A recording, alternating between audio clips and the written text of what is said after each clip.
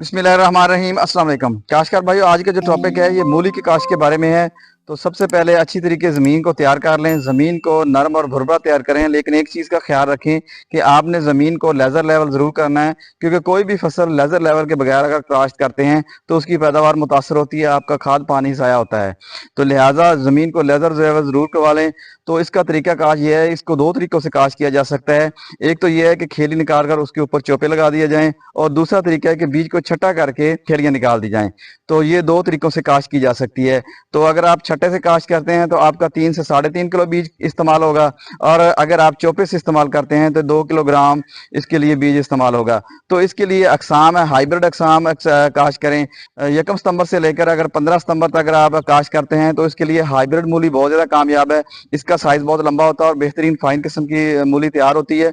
तो लिहाजा इस मौसम में आप हाइब्रिड को ही काश्त करें, या आप देसी मूली काश्त कर सकते हैं। तो ये दो ही वैरायटियां हैं। बाकी इसके लिए जो गुटका मूली होती है वो काश्त नहीं कर सकते, क्योंकि वो मार्च अप्रैल में काश्त होती है, तो वो ज़्यादा कामयाब नहीं है, क्योंकि उसका साइज़ भी बेहतर नहीं है और मार्केट में उसको पसंद भी नहीं किया जाता, और उसकी पैदावारी सलाहियत भी कम है।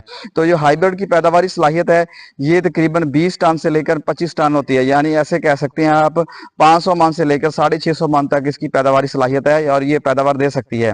तो इसके अलावा इसकी जो पकने का टाइम है, ये यानी ये उसका जो बर्दाश्त का टाइम है, ये 70 से 75 दिन में पककर तैयार हो जाती है। यानी कि आप मार्केट में इसको फरोख्त कर सकते हैं, और इसका बहुत अच्छा रेट मिल जाता है, क्योंकि अगेती काश्त का रेट बहुत अच्छा मिलता है।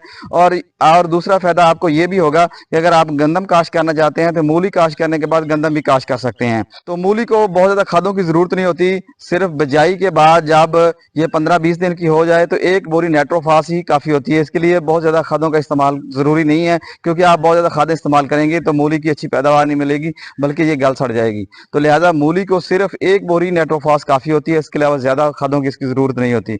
तो इसके ऊपर कीड़ों का हमला भी बहुत ज्यादा नहीं होता। इसके ऊपर सिर्फ लश्करी सूंडी और सब्ज तेले का हमला होता है।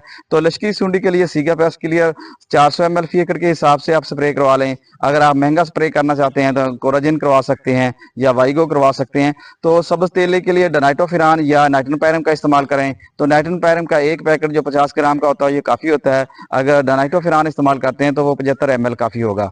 तो ये दो जहर ही इस्तेमाल करते हैं, इसके ऊपर दो कीड़ों का ही हमला होता है। तो आप इन जो मैंने अद्वियात बताई हैं इनमें से कोई भी इस्तेमाल करके आप कीड़ों को कंट्रोल कर सकते हैं। तो इस तरह की मजीद इन्फॉर्मेटिव वीडियो देखने के लिए किसान दोस्त टेक्नोलॉजी यूट्यूब चैनल को सब्सक्राइब करें, लाइक करें, शेयर करें और बेल के बटन को प्रेस कर लें, ताकि इस तरह की मजीद इन्फॉर्मेटिव वीडियो का नोटिफिकेशन आपको बर वक्त मिल सके।